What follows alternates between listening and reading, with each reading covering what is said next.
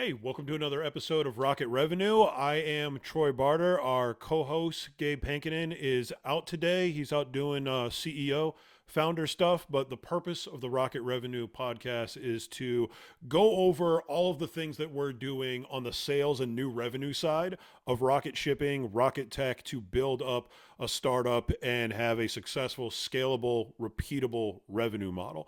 What I wanted to talk about today is something that a lot of gurus online would say is kind of a passe tactic or a tool to use in the sales process that I disagree with wholeheartedly. In fact, right before I hopped in here to do this podcast, I just got in a large enterprise level deal where the largest compelling factor that got that deal in was this outdated tool that people tell you not to use anymore. What I'm talking about is an ROI calculator.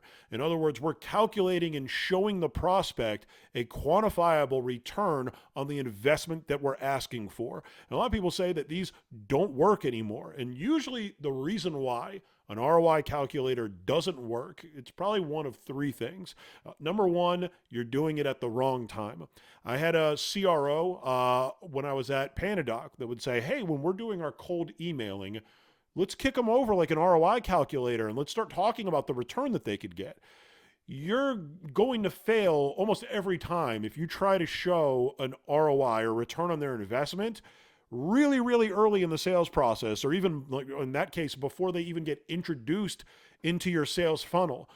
You want to present an ROI calculator and calculate those things once you've sold them on the problems that you can solve and they agree that your solution is ideal, it's unique, it would be easy for them to be able to use and implement, and then, and only then, do you go over an ROI calculator. So you envision sales like it's an impulse curve, right? You go start over here, and then you move all the way up to when they're actually really interested, you're at the peak of impulse, that's when you want to go for the close. So if you're presenting an ROI calculator down here, and if you see my background, we're renovating, so my office is filled with crap. Sorry about that. But if you're trying to present an ROI calculator down here when they're like disinterested or barely even curious about what you're offering, then yeah, it's not going to work because the other thing, so that was the first one, right? You're presenting it at the wrong time in the sales process. The other issue is that people don't know what the goal is of an ROI calculator. And I have seen this at almost every place that I've ever worked at that had an ROI calculator. And it's why I was able to use them way better than the other salespeople anywhere that I worked at where we had an ROI calculator. Because people think that the goal of an ROI calculator is to show them the largest return possible, just to absolutely blow them away where it's like, man, you're getting a 14-to-1 return on your investment. That's not the goal of an ROI calculator. In fact, that actually does the opposite of what the real goal of an ROI calculator is, which is why so many people say that they don't work. They don't know how to work them. The goal of presenting an ROI calculator is to have them believe that the savings or the return is foolproof. It's basically guaranteed because you were so conservative in your estimates. You want them to buy into the fact that you are under promising on this ROI calculator and that you will over deliver. And I can give you an example. On the deal that literally was just signed and completed seconds before I got on this call, we were showing them a 3-to-1 return on their investment. And then we screenshotted that ROI calculator and we put it into our Panadoc and then we sent it out and they signed it. We originally showed them a 14-to-1 return. And I told them, I was like, that is not the goal of my ROI calculator here, is to show you this massive, crazy return, even if this is legitimate. I said, I'm going to fudge with the numbers a little bit. I'm going to take things that I can kind of show you what I did, actually. We can just pop up the ROI calculator and hope this doesn't break everything. I'm going to give you an example here, right? So here's an example of the ROI calculator. Now, this one is a 6-to-1, right? But we were showing like a 14-to-1 on the one that I'm particularly talking about. So the way that we run our ROI calculators, we need a little bit of data to input so we get an idea of what that return would be. So for example, this one, they were shipping about 40 less than truckload shipments a month. And currently, they gave us their data set and what they were currently paying for the last 30 to 60 days worth of shipments. They're paying around $15,000. Well, if they had used our model through our TMS, they would have only paid $11,000. So we go over here and we show them kind of our work. So the cost of our TMS is $15 per shipment. So the average cost for a shipment using their old way, this 15,000 number, it would have been $375. With us, it would have been $290, but that includes that $15. So that's how we're making our money outside of like just brokering, is the $15 per shipment. But it's not like something that's hidden in there. It's worked right in, but you can see even with that TMS cost added in, we're still saving them $85 a shipment on this. So they're saving around $3,400 a month if they go with us. Plus they get all the added benefits of going with our TMS, which takes care of a whole bunch of other things, saves them time, saves them money, gets them better insight into their business on the shipping side of things, and they're going to still get a 6-to-1 return. Now, I presented this and it showed a 14-to-1 return because this cost right here, this $15,000 for this particular prospect, was really high compared to what we were going to be able to do. So what I did is I took their average cost per shipment and I just knocked it down to a much lower number. And I said, and the reason for that was like, even if there's market conditions, even if there's anything going on, you'll know that at the very least, we're going to provide you with a 3-to-1 return. Because right now we're showing you 14, and I don't even like that it's that high. I want to cut it down a little bit, play devil's advocate. What if things change? What's going on? Because my whole goal of the ROI calculator isn't to show a huge return.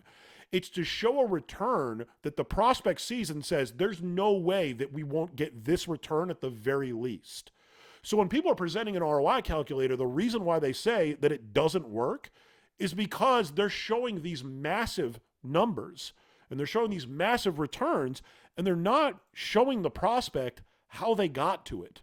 They're not explaining why that return is realistic and why they'll be able to get that return months in advance, not just this first month based on the data that we're looking at.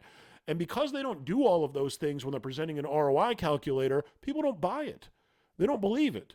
All that matters as an ROI calculator is believability. So like I said, the 2 times that they fail, number one is they do it too early in the sales process or at the wrong time.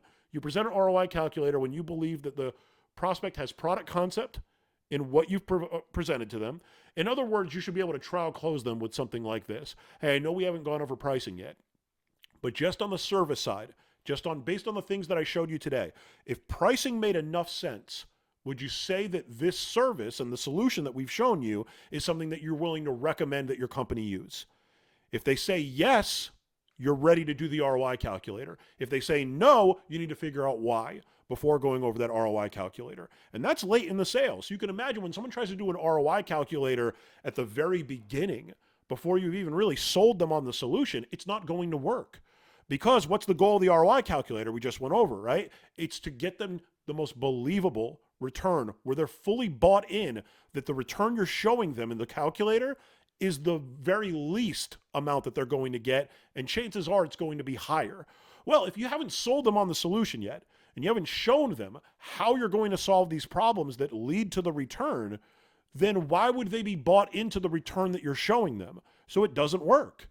And that's a large part of the reason why you'll see online when you bring up an ROI calculator, they'll be like, this person's an idiot. This doesn't work. Well, really? Like, we started doing it here at Rocket about a week ago, all right? So I've provided this to 3 different enterprise level prospects. One is already bought. The other one gave me a verbal 2 days ago. And the other one, we have a next step meeting scheduled with next week.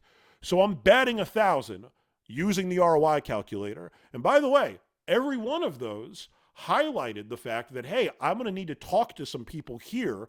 Can you make sure to send me that ROI calculator? Because when they're going to a board, sure, it's great to go over the features and great to go over the benefits of what we offer, but all that the board cares about and all that upper leadership cares about that controls the budget is show me how this is going to get us a return. Show me why it makes sense for me to invest part of my budget into this.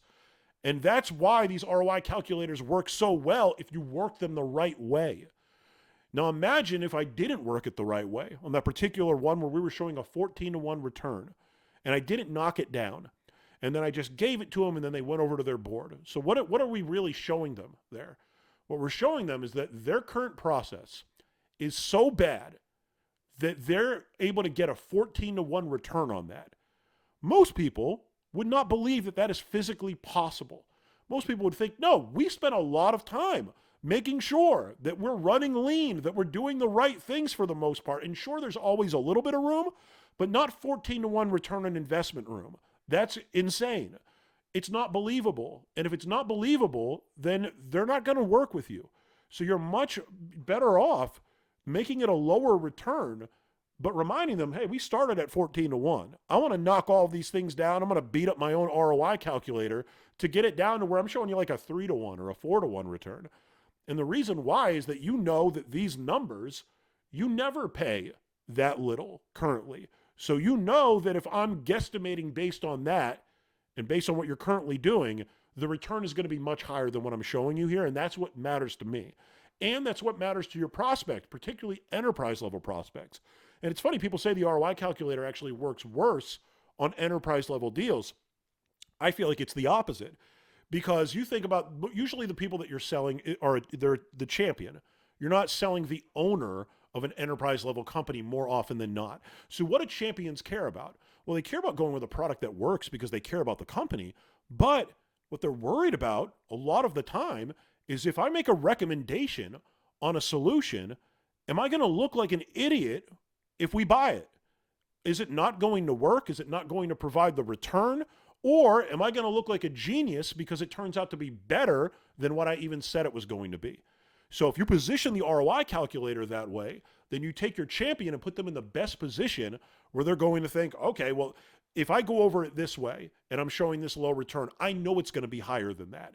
So I can put my neck out a little bit and say, I am convinced that we will get this return at the very least. And then when they implement us and we start to show them a legitimate higher return than what was on that ROI calculator, they look great. And that's what they're bought into. By the way, it helps when your stuff actually works and it does provide that return. If not, then it's a trick. This isn't a trick. This is a tool. Because everything that I'm going over here, and the way that Rocket Tech works on our TMS side, or in general, is we don't do contracts.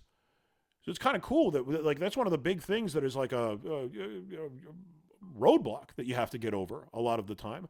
With us, we just require 60 days written notice that you're going to stop working with us. So the ROI calculators become a lot more compelling, because I'm not asking for a 3-year agreement. If I don't deliver on the numbers that I'm showing you, you guys provide 60 days written notice and you can leave if you wanted to. But no one does, because we provide a higher return than what we're showing them.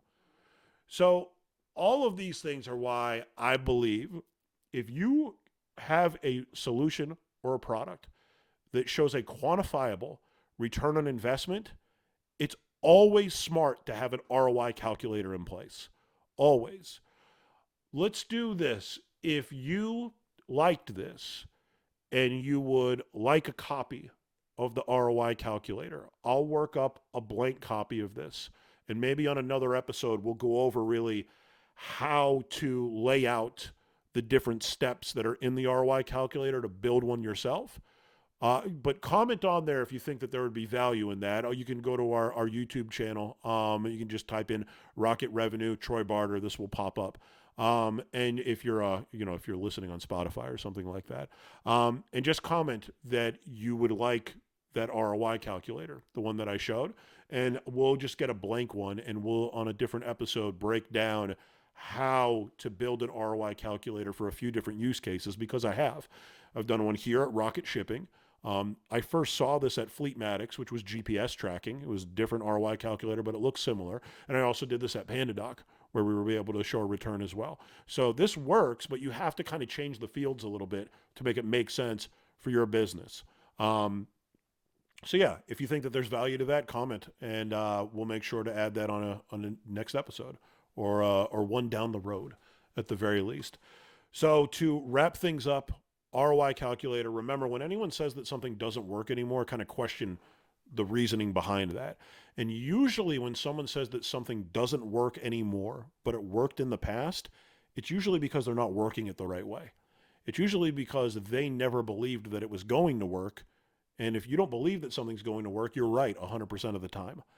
But generally, when it comes to sales, in general, anything that worked really well before probably still works. And there's probably a way to leverage that.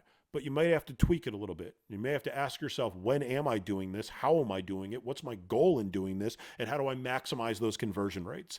And if you do those things, you're usually going to have a lot of success, particularly if you do them at every single stage of your sales process. And you're always looking to get creative, to learn from the things that have worked well for people in the past, and maximize your conversion rates at every stage. You do that, you're going to have success. So that's it for this episode. I know this was a short one, but the goal here was to provide you guys with a good amount of value. And if you're presenting an ROI calculator, remember, it's not about the big number. All that matters in an ROI calculator is presenting a return that they believe is under-promising and that you're going to over-deliver for them. And if you do that, chances are you're going to get a deal, whether it's a small to medium business deal or an enterprise level deal. So that's it for this episode, and we'll catch you next week.